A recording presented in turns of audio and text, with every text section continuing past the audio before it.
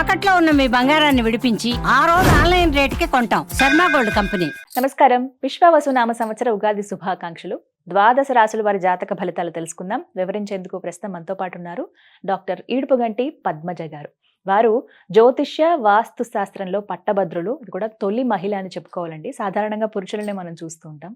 పంచాంగకర్త, అలాగే జ్యోతిష్యంలో పిహెచ్డి చేసి gold medal సాధించారు ఆవిడ. ఇంకా చెప్పాలంటే యూనివర్సిటీ టాపర్ కూడా. వారు ఎంతో చక్కగా పంచాంగ శ్రవణం వివరిస్తారండి. దాంతో పాటుగా రాసులు వారు ఏ విధంగా పరిహారాల్ని పాటించి వాళ్ళు ఉన్న స్థితి నుంచి ఉన్నత స్థితికి చేరుకోగలరో కూడా చెబుతూ ఉంటారు చిన్న చిన్న మంత్రాల ద్వారా. మరి ఇవాళ కార్యక్రమంలో వారి మాటల్లో విని తెలుసుకుందామా?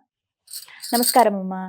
నమస్కారం. శ్రీ విశ్వావసు నామ సంవత్సరంలో ద్వాదశ రాశుల్లో మూడవదైనటువంటి మిథున రాశి వారి జాతక ఫలితాలు ఎలా ఉన్నాయి? ముందుగా మిథున రాశిలో వచ్చే నక్షత్రాలు తెలుసుకుందాం మనం. మృగశిర 3-4 పాదాలు, అలాగే ఆరుద్ర 1, 2, 3, 4, పునర్వసు 1, 2, 3 పాదాలు, మొత్తం ఈ 9 పాదాలు కలిపి మనం ఈ యొక్క మిథున రాశిలోకి తీసుకుంటాం. ఈ మిథున రాశి వారికి ప్లాంటరీ పొజిషన్ లో మనం సరి చెప్పుకున్నట్టే గురుడు దాదాపుగా మనకి మే మిడిల్ దాకా కూడా ఆయన ఈ యొక్క వృషభ రాశిలోను అంటే వ్యయ స్థానంలో ఉంటాడు. తర్వాత అక్కడి నుంచి జన్మస్థానంలోకి రావడం జరుగుతుంది. ఇక సంవత్సరాంతం వరకు కూడాను. శని భగవాను తీసుకున్నట్లయితే ఆయన రాజ్యస్థానంలోకి రావడం జరుగుతుంది సంవత్సరం ఇక ప్రారంభం నుంచి చివరి దాకా కూడా. ఇక రాహుకేతువులను తీసుకుంటే రాహు వచ్చేసి 9th ప్లేస్ లోకి ఉండడం, తర్వాత కేతు వచ్చేసి 3వ ప్లేస్ లో ఉండడం అనేది జరుగుతుంది. అంటే ఇక మే తర్వాత నుంచి, ఇక మే ముందు నుంచి మనం తీసుకున్నట్లయితే ముందైతే మనకి 10వ ఇంట్లో 4వ ఇంట్లో ఉంటాయి, కానీ తర్వాత మే తర్వాత నుంచి ఈ రకంగా ఉండడం. ఈ యొక్క ప్లాంటరీ పొజిషన్ బట్టి మనం కనుక ఆలోచించినట్లయితే మిథున రాశి వాళ్ళకి ఎలా ఉండబోతుంది? ముందుగా వీరి యొక్క ఆదాయ వ్యయాలను కూడా మనం పరిగణలోకి తీసుకోవాలి. కాబట్టి మిథున రాశి వాళ్ళకి ఆదాయం 14, వ్యయం 2, అలాగే రాజపూజ్యం 4, అవమానం 3. కాబట్టి వీరి యొక్క ఆదాయ వ్యయాలు, రాజపూజ్య అవమానాలు వీళ్ళకి ఈ రకంగా ఉన్నాయి. ఇక ఈ యొక్క మిథున రాశి వాళ్ళకి ఈ యొక్క ఫలితాలు ఎలా ఉంటాయన్న విషయాన్ని కనుక మనం ప్రధానంగా తీసుకుంటే, ఈ మొట్టమొదటి స్పాన్ లో అంటే గురుడు ఈ మేధాక ఇచ్చే ఫలితాల్లో ఖర్చులు పెట్టి కూడా వాళ్ళు కొంత వైరుధ్యాలు తెచ్చుకునే అవకాశం ఉంది. అంటే వృత్తికి సంబంధించిన విషయాల్లో కావచ్చు, లేకపోతే జీవిత భాగస్వామి వీళ్ళకి సంబంధించిన విషయాల్లో ఖర్చులు అనేవి కొంత అధికంగా పెట్టి కూడా తగిన విధంగా దానికి గుర్తింపు అనేది రావడంలో కొంత ఇబ్బంది అనేది ఫేస్ చేస్తారు. చేసిన తర్వాత దాంతో పాటుగా ఏంటంటే ఎక్కడన్నా గృహాల మీద కానీ దేని మీద పెట్టుబడి పెట్టడానికి చేసే ప్రయత్నాలు అనుకుంటూ ఉంటారు, కానీ అది కొంత ఆగుతూ రావడం అనేది ఒకటి. తర్వాత వ్యక్తుల మీద వీళ్ళ నైపుణ్యాలు కృషిశీలత పెంచుకుంటూ ఏదన్నా రుణాలున్నా తీర్చేసి ముందుకు వెళ్ళిపోవడం లాంటి వాళ్ళని ఈ సమయంలో చేసుకుంటారు. తర్వాత ఎప్పుడైతే మే ఆన్వర్డ్స్ వీళ్ళకి ఈ యొక్క గురుగ్రహ ప్రభావం వచ్చిందో వీళ్ళకి ఏంటంటే వాళ్ళ విషయంలో అంటే ముఖ్యంగా వాళ్ళ మీద వాళ్ళకి ఒక నమ్మకం అనుకోవచ్చు, ఒక గట్టి ఆలోచన అనుకోవచ్చు, ఎలాగన్నా ఏదైనా కృషి సాధించాలనే ఒక ధీమా లాంటిది కావచ్చు. ఇలాంటి ఆలోచనలు అనేవి అంటే అధిక శ్రమ, గుర్తింపు గౌరవం కోసం వాళ్ళు పడే తాపత్రయం, తర్వాత వృత్తిపరమైన విషయాల్లో కావచ్చు, లేకపోతే జీవిత భాగస్వామికి సంబంధించిన విషయాలలో ఏదైనా సరే ఫోకసింగ్ అనేది చాలా ఎక్కువ చేసుకుంటారు. అది ఆ రకమైన ఫోకస్ అనేది అధికంగా ఉండడం అనేది ఒకటి. అలాగే దాంతోపాటుగా ఆలోచనల విషయం మాత్రం సంతానార్థులకు సంతాన విషయంలో ఒకటి, తర్వాత ఈ యొక్క స్నేహ సంబంధాల విషయం, తర్వాత ముఖ్యమైన రిలేషన్స్ విషయంలో అంటే భాగస్వామి అలాంటి విషయాలు, అలాగే తండ్రి వారి యొక్క ఆరోగ్యం అనుకోవచ్చు, అభివృద్ధి, వీటికి సంబంధించిన విషయాల్లో వీళ్ళకి మిశ్రమ ఫలితాలకి ఆస్కారం అనేది ఒకటి ఉంది మొట్టమొదటిగా. తర్వాత ఏంటంటే ఈ యొక్క శని భగవానుడి యొక్క మూమెంట్ని కూడా మనం చూసినట్లయితే శ్రమ చాలా అధికంగా ఉంటుంది. వృత్తి చేసే ప్రదేశాల్లో కొంత జాగ్రత్తగా వీళ్ళు వ్యవహరించాలి. అంటే ఏ పని చేసినా గుర్తింపు గౌరవం కావచ్చు, శ్రమ అధికంగానే ఉన్నా రావాల్సిన స్థాయిలో గుర్తింపు గౌరవం విషయంలో సామాన్యంగా వెళ్ళడం. తర్వాత శ్రమ అధికంగా చేసినా కూడా వృత్తి చేస్తున్న ప్రదేశాలు అంటే ప్రొఫెషనల్ ప్రదేశాల్లో కొంత వీళ్ళకి అసంతృప్తి అనుకోవచ్చు, లేకపోతే రావాల్సినంత గుర్తింపు రాలేదు అన్న భావన వాళ్ళల్లో ఉండడం కావచ్చు. వృత్తికి సంబంధించిన విషయాల్లో కొంత ఈ అసంతృప్తి అనేది వాళ్ళకి అధికంగా ఉంటుంది. అయినా కూడా దాన్ని అధిగమించేట్టుగా వీళ్ళు చమత్కారంగా ఆలోచించి కూడా నిర్ణయాలు తీసుకోగలిగిన సామర్థ్యం కూడా ఉంటుంది వాళ్ళకి. ఒకటి అది.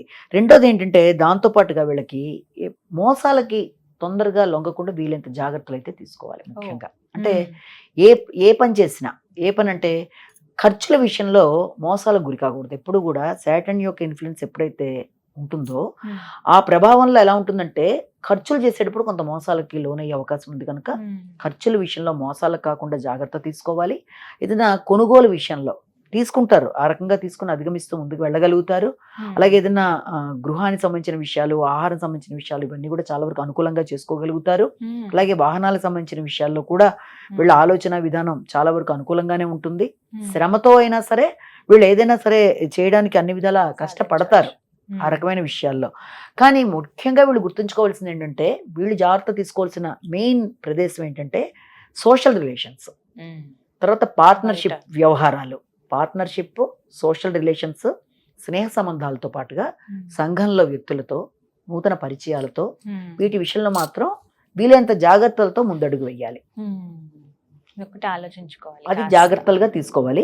ఇక దాంతో పాటుగా ఇంకోటి అంటే ఈ రాహుకేతువుల ప్రభావం వల్ల కూడా వీళ్ళకి ముఖ్యంగా ఎలా ఉంటుందంటే విదేశీ వ్యవహారాలకు సంబంధించిన విషయాల మీద ఎక్కువ దృష్టి సారిస్తారు. అంటే విదేశీ ప్రదేశాలకు వెళ్ళడానికో, లేకపోతే ఏదన్నా విదేశాల కొరకు కృషి చేయడము, విద్యార్థులు విదేశీ అవకాశాల కోసం చూడడము, లేకపోతే వృత్తిపరంగా చూసేవాళ్ళు కూడా విదేశాలలో ఏదైనా జాబులు ఉందా అని చెప్పి సెర్చ్ చేయడం, అంటే దూర ప్రదేశాల్లో ఉండేదానికోసం ఎక్కువ ఆలోచనలు చేయడం అనేది. అలాగే గంగా స్నాన ఫలం అనేది, అంటే పుణ్యక్షేత్రాలు, వాటికి సంబంధించిన స్నానాలు, ప్లస్ అలాంటి ప్రదేశాలు, దూర ప్రదేశాలకు వెళ్ళడానికి ఇష్టపడడం, ఇలాంటి వాటన్నిటికీ కూడా అవకాశాలు లాంటివి అయితే వీళ్ళకి బాగానే కనబడుతున్నాయి.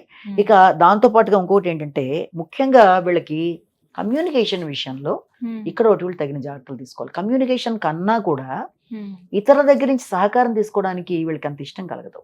అంటే అలాంటి వైరాగ్య భావనలు కలుగుతూ ఉంటాయి.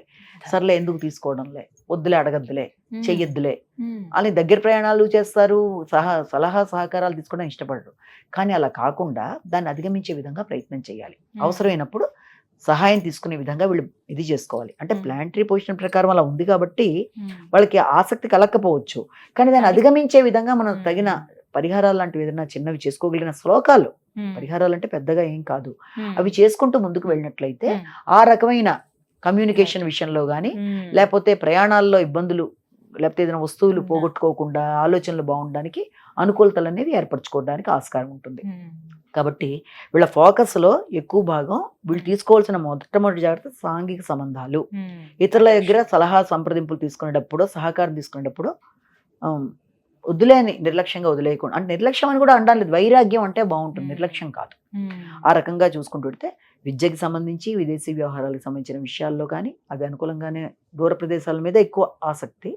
తర్వాత వృత్తిలో మాత్రం శ్రమకి తగినంత స్థాయిలో లేదని కొంత వృత్తి చేసే ప్రదేశాల్లో కూడా కొంత ఇబ్బందులు, వాటిని అధిగమించే విధంగా ప్రయత్నాలు చేయాలి. చిన్న చిన్న పరిహారాలే అన్నారు కదమ్మా, మరి దైవానుగ్రహం పొందాలంటే గనక, అలాగే ఈ వృత్తి విషయంలో, సోషల్ గా ఉండే విషయంలో ఇబ్బందులు పడకుండా ఉండాలంటే వీలైనంత వరకు వీళ్ళు ఏం చేయాలంటే మొట్టమొదట ఈ యొక్క ఫస్ట్ది వీళ్ళు చేయవలసింది ఏంటంటే గమ్ గణాధిపతి ఏ నమః అనే శ్లోకాన్ని పఠించడం బట్టి, ఇప్పుడు నేను అన్నాను ఇతరుల దీని సహకారం తీసుకోవడానికి ఇష్టపడకపోవడం, అలాంటి యొక్క ఇబ్బందిని అధిగమించగలుగుతారు. అదొకటి చేయడం. అలాగే దాంతో పాటే శ్రీ దుర్గే నమః కూడా చేసుకోవడం అనేది మంచిది. వృత్తిపరమైన విషయాల్లో ఇబ్బంది లేకుండా వాళ్ళు ముందుకు వెళ్ళడానికి వీళ్ళందరూ శ్రీదత్త శరణమ్మ, శ్రీ రాజమాతంగే నమః, ఈ రెండు కూడా చాలా అవసరం. ఇవి బాగా చేసుకోవడం బట్టి ఏమవుతుందంటే, అంటే వాటికి కూడా మార్నింగ్ 5 to 6, సాయంత్రం 6 to 7 ఆ రకమైన సమయాలు, అలా ఆ సమయంలో కొంత వీలైనంత ఎక్కువ, దానికి ఇంత అని మెజర్లా కాకుండా ఆ సమయంలో కొంచెం కాన్సన్ట్రేట్ చేసి చేయగలిగితే మంచిది. అవి చేయడం బట్టి ఫస్ట్ వ్యక్తికి కావాల్సింది ప్రశాంతత. ఇక్కడ ప్రశాంతత అనేది చాలా తక్కువ కనబడుతుంది కాబట్టి వీళ్ళకి ప్రశాంతతని పెంచుకోవాలి, సహకారాన్ని అవసరమైనప్పుడు తీసుకోవాలి. తర్వాత ఈ రకంగా ఇలా గంగా స్నాన ఫలం, ఆధ్యాత్మిక ఆలోచనలు అధికంగా ఉంటాయని చెప్పాను కాబట్టి ఆ బ్లెస్సింగ్స్ ఉంటాయి కదా. చాలా చక్కగా వివరించారు, ధన్యవాదాలు.